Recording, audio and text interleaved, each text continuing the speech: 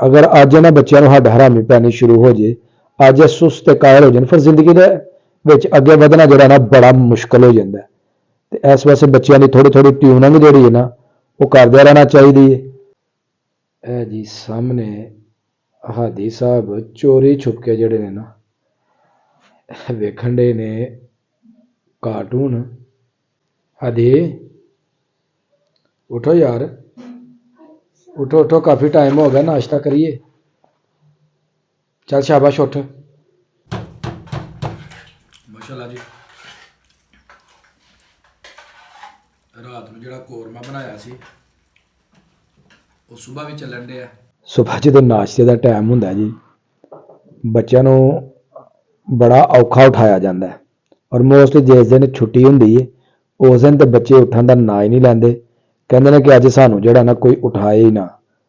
जो कि असी जरा टाइम ना उठना होंगे, सुबह फजर की नमाज अदा करनी, सबक पढ़ना, तो उस अलावा होर रूटीन के काम होंगे ने।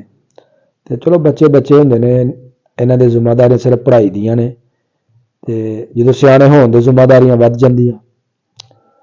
तो कोशिश करनी चाहिए है कि सुबह टाइम नहीं उठा जाए, अल्लाह पाक का नाम जोड़ा वो लिया जाए, उन्होंने याद किया जाए जिन्हें सानू पैदा किया, तो फिर बाकी काम जो ना किए जान।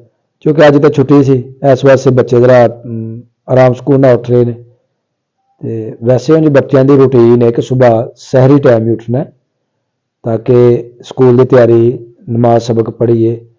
तो अगर अज इन्हां बच्चों को हड्ड हरामी पैनी शुरू हो जाए, अज सुस्त ते कायल हो जाए, फिर जिंदगी दे विच अगे वधना जिहड़ा ना बड़ा मुश्किल हो जाता है। तो इस वास्ते बच्चों की थोड़ी थोड़ी ट्यूनिंग जिहड़ी है ना वो करदे रहना चाहिए है, ताकि बच्चे जिहड़े ने अपनी जिंदगी के जिहड़े कामयाबी के जिहड़े सफ़र ने ना वो आसानी नाल तय कर सकन। क्योंकि आने वाले वक्त दे विच कोई किसी दे नाल नहीं चलता, कोई भी माँ प्यो सदा बच्चों के नाल नहीं रहिंदे।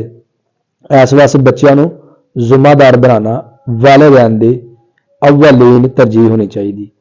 तो हुण जी बच्चों को फिर दोबारा उठाने, तो इन्हों कहने उठो, वजू करो, सबक पढ़ो, तो करने जी नाश्ता, तो फिर उस बाद रूटीन के जोड़े काम ने इंशाअल्लाह वो सारे अंजाम दिते जाएंगे। चलो भाई उठ जाओ। ए जी सामने हादी साहब चोरी छुप के जिहड़े ने ना वेखण डे ने कार्टून। तो काफ़ी देर का जोड़ा ना जनाब कार्टून देखण डे, तो इन्हूं बार बार कहा यार उठ छड़, भुख बड़ी लगी है। 10 वजन वाले ने, तो अजे तक जनाब बड़े आराम नाल सुते ने, अज छुट्टी है। हादी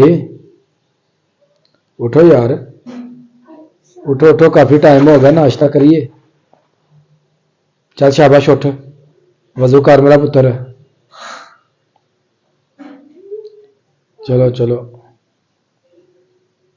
शाबाश शाबाश। आपी ने भी उठा अपनी नु। चलो अपनी आपी को उठाओ, शाबाश शाबाश। अब्दुल हादी जी हूँ उठा लगा अपनी आपी नू, ते नाश्ता कर लीए, क्योंकि नाश्ते का जोड़ा ना वो टाइम वो हो गया।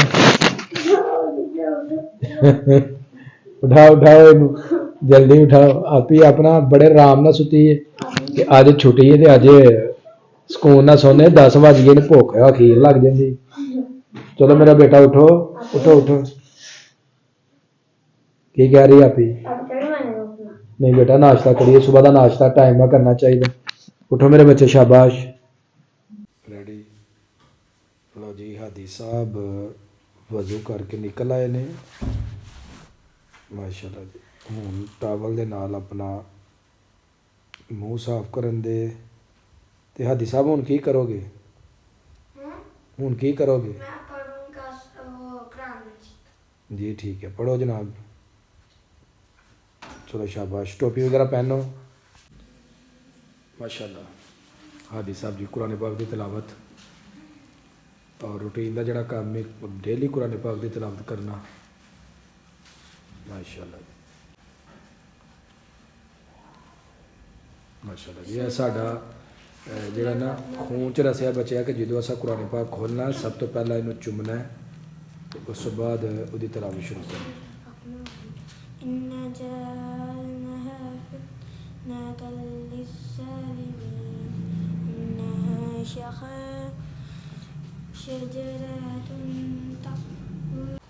ਮਾਸ਼ਾਅੱਲਾ ਜੀ ਹਾਦੀ ਨੇ ਕੁਰਾਨ ਪਾਕ ਦੀ ਤਿਲਾਵਤ ਕਰ ਲਈ ਹੈ ਤੇ ਹੁਣ ਹਾਦੀ ਸਾਹਿਬ ਕਰਨ ਦੇ ਨਾਸ਼ਤਾ। हादी कितना पढ़ा है? मैंने पढ़ लिया दो रुकू पढ़ लिया मैंने। माशाल्लाह जी माशाल्लाह, 2 रुकू हादी साहब ने जी पढ़ ले। तो रोज़ाना रूटीन है कि इन्होंने जी ने सबक जोड़ा ना पढ़ना होंगे, कोई काली नहीं होंगी जी। ठीक है जी, आ जाओ। कुरान पाक की तिलावत तो बाद दुआ जी है ना वो मंगी जाती, क्योंकि दुआ जड़ा है इबादत का मगज़ है। माशाल्लाह, बिस्मिल्लाह।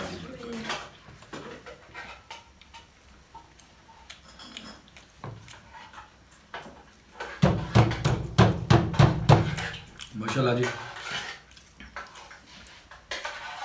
रात में जड़ा कोरमा बनाया सी वो सुबह भी चलन डे मज़ेदार जनाब कोरमा।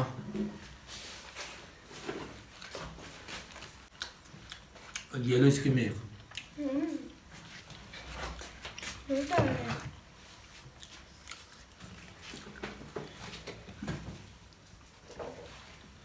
नाल है जी दही, ते दही भी अपना बच्चे खान दे।